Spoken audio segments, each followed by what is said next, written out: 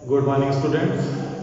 हम लोग रसायन विज्ञान में तीसरा चैप्टर धातु तथा अधातु मेटल्स एंड नॉन मेटल्स का अध्ययन कर रहे थे, जिसमें हम लोगों ने धातुओं तथा अधातुओं के भौतिक और रासायनिक गुण का अध्ययन कर चुके हैं। आज अगला टॉपिक है धातुओं की प्राप्तियां अनुसार मेटल्स। धातु किस अवस्था में कहाँ पर पाए जाते हैं और किस प्रकार से रहते हैं। तो जो वातावरण है या प्रकृति है, प्रकृति में धातुएं दो अवस्थाओं में प्राप्त होती हैं, पाई जाती हैं।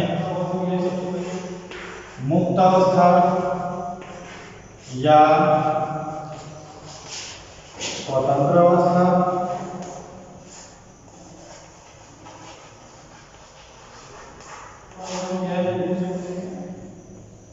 यौगिक अवस्था या मिश्रित अवस्था या यौगिक अवस्था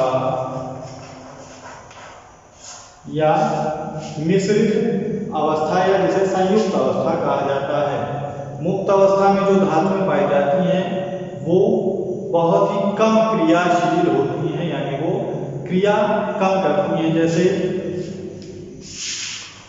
सोना, चांदी इत्यादि होती हैं, जो कि स्वतंत्र अवस्था या मुक्त अवस्था में प्रकृति में उपस्थित होती हैं, जबकि यौगिक अवस्था या संयुक्त अवस्था के रूप में बहुत ही अधिक धातुएं पाई जाती हैं, क्योंकि ये बहुत ही सक्रिय होती हैं।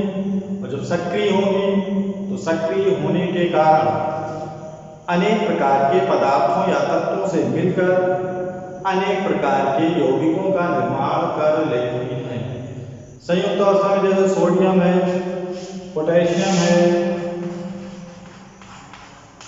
फेरम है, कॉपर है, कैल्शियम है, जिंक है इत्यादि धातुएं यौगिक के रूप में उपस्थित होती हैं।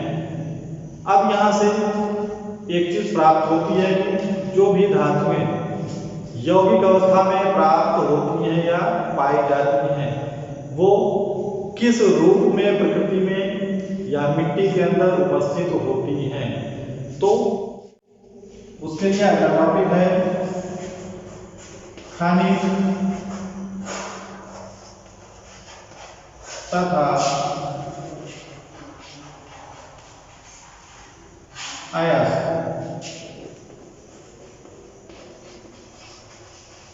Minerals and ores. खनिज तथा अयस्क। खनिज जो होते हैं वो उन प्रकार के धातुओं के यौगिक होते हैं जो पृथ्वी के अंदर अनेक प्रकार के अशुद्धियों जैसे मिट्टी, रेत, कंकड़, पत्थर, अन्य पदार्थों से मिले हुए अवस्था में पाए जाते हैं। इन पदार्थों को खनिज कहा जाता है, यानी पृथ्वी के अंदर मिट्टी, रेत, कंकड़ या पत्थर है या धूल है, कीकण है, अनेक प्रकार की अशुद्धियों के रूप में मिले हुए जो पदार्थ उपस्थित होते हैं, उन पदार्थों को खनिज या मिनरल्स कहा जाता है। या दूसरे शब्दों में कहा जाए कि धातु तथा उनके यौगिक पृथ्वी में जिस रूप में प्राप्त होते हैं उन पदार्थों को खनिज कहते हैं। यानी पृथ्वी के नीचे धातु जिस भी रूप में प्राप्त हो, यानी उनमें जितने भी प्रकार की अशुद्धियां हों, वो उसमें अगर धातु उपस्थित है तो उसे खनिज या मिनरल्स कहा जाता है।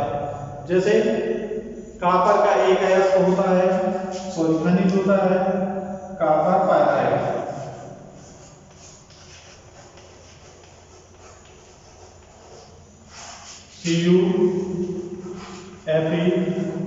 CuFeS2। यहाँ से कॉपर में कॉपर धातु होती है, लोहा भी धातु होता है, तो इसमें सल्फर के रूप में दूसरा पदार्थ उपस्थित है। और इसके अतिरिक्त इस कॉपर पायराइट में अनेक प्रकार की अशुद्धियां भी होती हैं, मिट्टी भी होते हैं, धूल के कण भी होते हैं, कंकड़ भी पाए जाते हैं, पत्थर भी उपस्थित होते हैं।